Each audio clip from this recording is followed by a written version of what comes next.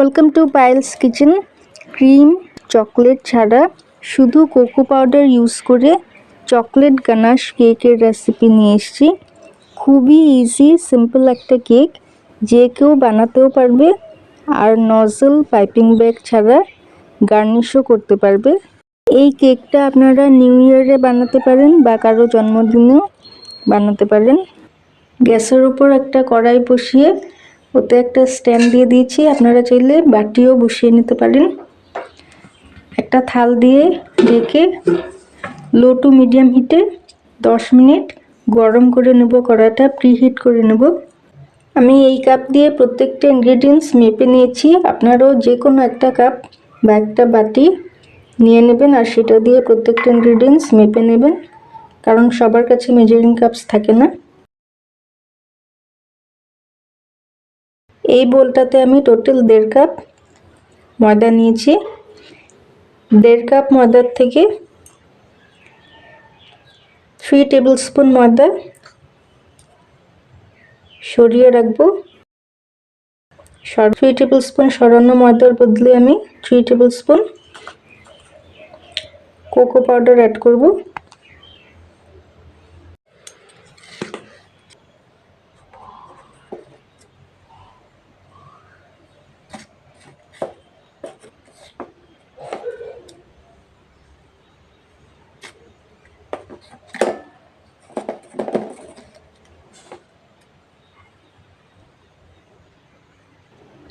একটা স্টিলের সসপ্যান নিয়ে নিয়েছি। আপনারা কেক টিন বা অ্যালুমিনিয়ামের যে কোনো টিফিন বক্স নিয়ে নিতে পারেন। পুরো বাটিতে তেল লাগিয়ে দিয়েছি। পুরো বাটিতে তেল লাগিয়ে দিচ্ছি।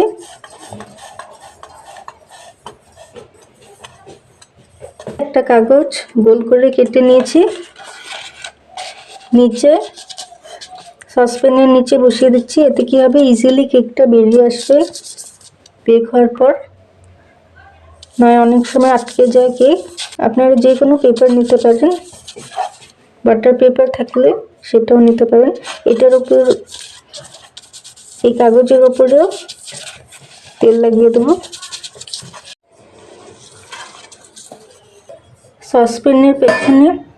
সসপ্যানের পেছনে কি করব, একটা অ্যালুমিনিয়াম ফয়েল লাগিয়ে দেব। এতে কি হবে, কেকটা বেশি কালচে হয়ে যাবে না।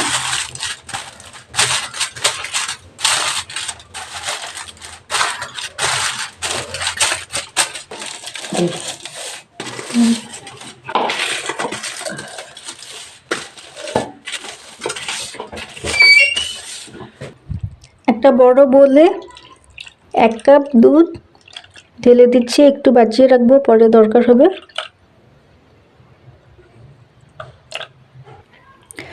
দুধে 1 চা চামচ ভিনেগার অ্যাড করে মিক্স করে দেব। 10 মিনিট দুধটা এভাবেই রেখে দেব, নাড়াচাড়া করব না, দুধটা বাটার মিল্ক হয়ে যাবে। 10 মিনিট হয়ে গেছে, দুধটা বাটার মিল্ক হয়ে গেছে, হালকা হালকা দই হয়ে গেছে। এতে 1/4 কাপ রিফাইন্ড অয়েল অ্যাড করে দিচ্ছি। এখানে 3/4 কাপ প্লাস 3 টেবিল স্পুন চিনির গুঁড়ো অ্যাড করে দিচ্ছি। যেহেতু কোকো পাউডার তিতো হয়, তাই 3/4 কাপ প্লাস 3 টেবিল স্পুন চিনির গুঁড়ো অ্যাড করেছি। চিনি গুঁড়ো করে চেলে নিয়েছিলাম। এবার মিক্স করে নেব। আপনারা চাইলে এখানে 1 চা চামচ ভ্যানিলা এসেন্সও অ্যাড করতে পারেন। যেহেতু এটা চকলেট কেক, চকলেটের নিজস্ব ফ্লেভার থাকে, তাই আমি ভ্যানিলা এসেন্স অ্যাড করব না। মিক্স করে নিচ্ছি, ভালো করে মিক্স করে নিয়েছি। এবার একটা চালনি রাখবো, এতে ময়দা আর কোকো পাউডারের মিক্সচারটা অ্যাড করে চেলে নেব। আপনারা চাইলে এখানে 1 চিমটি নুনও অ্যাড করতে পারেন।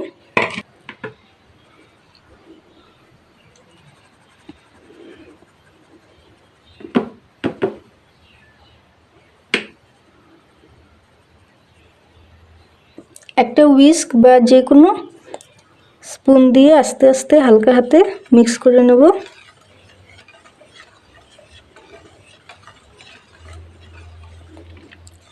জোরে জোরে মিক্স করব না, কেক হার্ড হয়ে যাবে।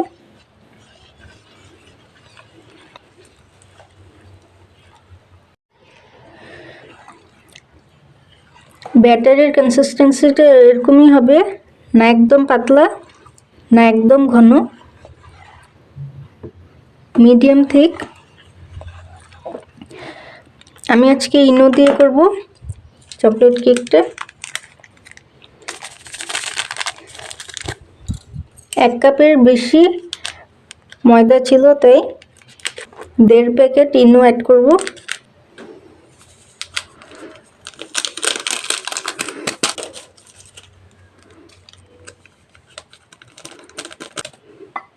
ইনো অ্যাক্টিভেট করার জন্য একটু দুধ যে বাজিয়ে রেখেছিলাম উপরে দিয়ে দিলাম। এবার হালকা হাতে মিক্স করে, তাড়াতাড়ি মিক্স করে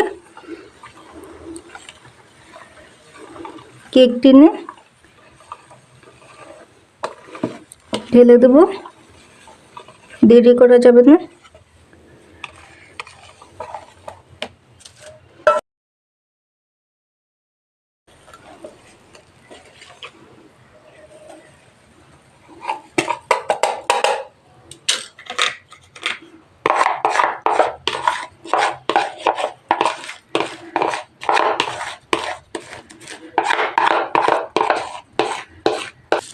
একবার ট্যাপ করি,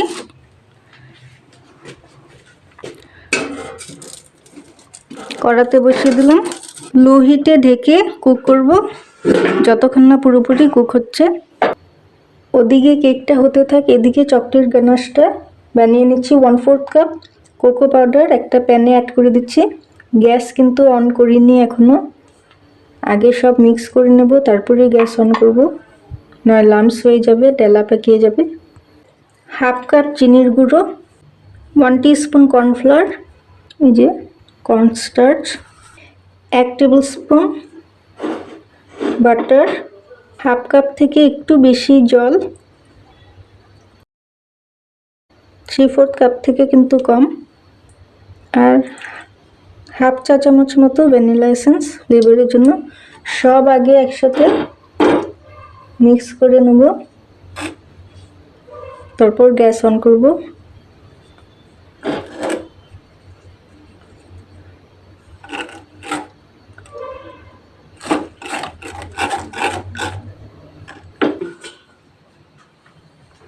মিডলে একটা কাঠি ঢুকিয়ে দেখছি কেকটা হয়েছে কিনা। কাঠিটা ক্লিন বেরিয়েছে, তার মানে কেকটা হয়ে গেছে। 1 ঘন্টা লেগেছে কেকটা লো হিটে হতে। নামিয়ে নেব। এখন খুবই গরম, ডিমোল্ড করা যাবে না, কেক ভেঙে যাবে। পুরোপুরি ঠান্ডা হওয়ার অপেক্ষা করব, তারপর কেক ডিমোল্ড করব। কড়াটা থেকে বাইরে বের করে রাখবো। কেকটার হাইট দেখতে পাচ্ছেন, অনেক ওপর অবধি ফুলেছে, কিন্তু ব্যাটার অনেক নিচে ছিল।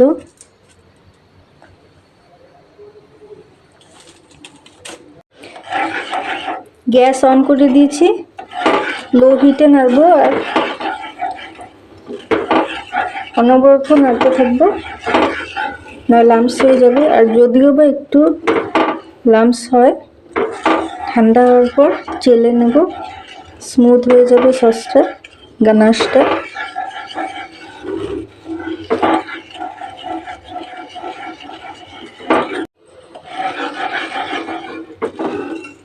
চকলেট গানাশটা ঘন হয়ে যাচ্ছে, দেখতে পাচ্ছেন। একটা বয়েল আসলেই গ্যাস অফ করে দেব, কারণ ঠান্ডা হলে আরও ঘন হয়ে যাবে নিজের থেকে। গ্যাস অফ করে দিচ্ছি।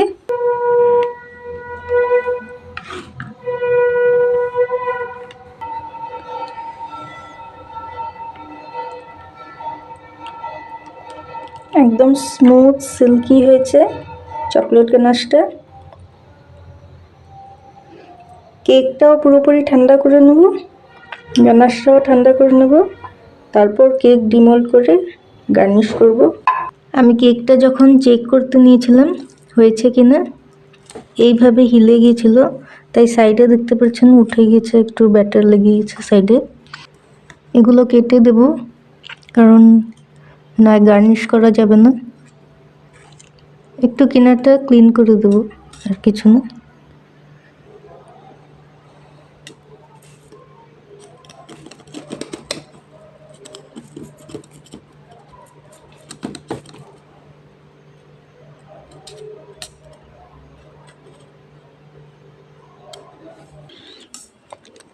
চাকু নিয়ে কেকের সাইডটা ছাড়িয়ে নেব।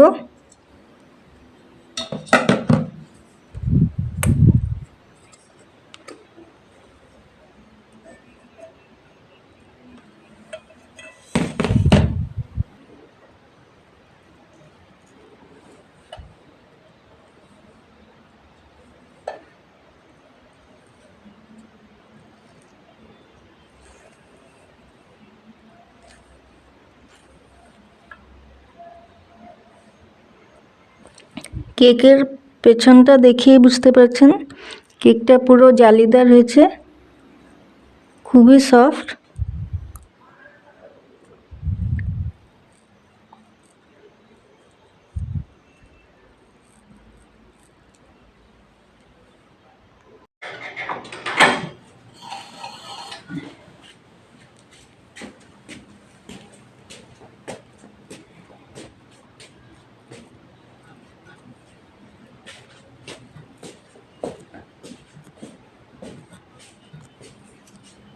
কেকটা একটা ওয়াইড র্যাকে রেখেছি, তার নিচে একটা থাল রেখেছি।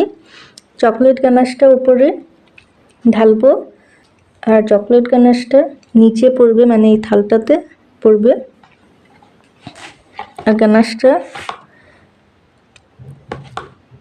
কি সুন্দর কনসিস্টেন্সিটা হয়েছে, না খুব পাতলা না একদম ঘন, আর একদম গ্লেজটা দেখতে পাচ্ছেন স্মুথ।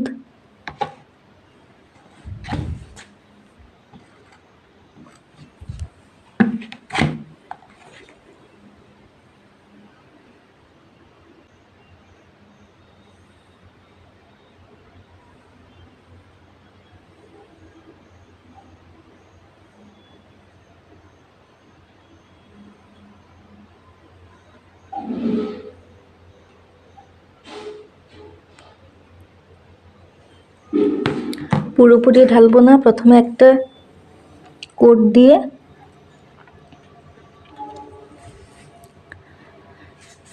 ফ্রিজারে রাখবো 10 মিনিট সেট হওয়ার জন্য, তারপর সেকেন্ড কোটটা দেব। এখন ফ্রিজারে রেখে দেবো 10 মিনিট, এটা সেট হয়ে যাবে। গানাশটা, চকলেট গানাশটা তারপর আবার ঢালবো।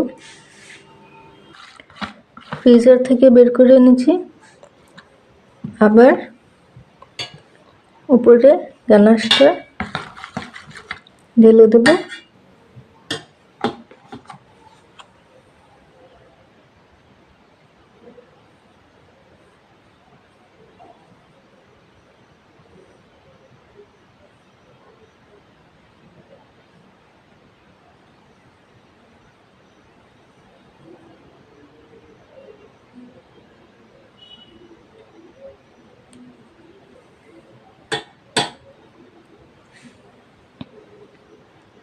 কিনারে যে বেয়ে বেয়ে পড়ে ওগুলো স্পুন দিয়ে বা চাকু দিয়ে এরকম প্লেন করে দিচ্ছি।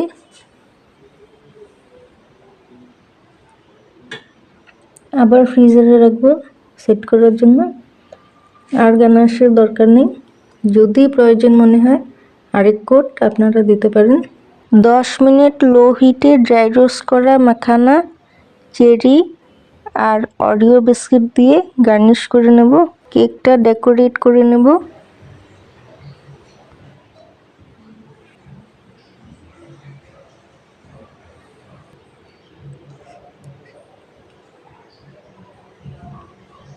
আপনাদের কাছে যদি সিলভার বা গোল্ডেন বলস থাকে ওপরে একটু ছড়িয়ে দিতে পারেন।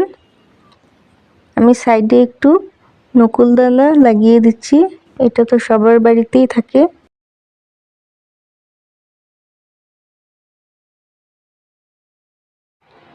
আরও নানা রকম ইজি কেকের রেসিপির আপডেট পেতে চাইলে চ্যানেলটাকে সাবস্ক্রাইব করে পাশের বেল আইকনটা ক্লিক করে অল অপশনটায় ক্লিক করে রাখবেন। এতে কি হবে, আমি যখনই কোনো নতুন রেসিপি নতুন ভিডিও আপলোড করব সঙ্গে সঙ্গে আপনাদের কাছে নোটিফিকেশনস পৌঁছে যাবে। Thank you for watching.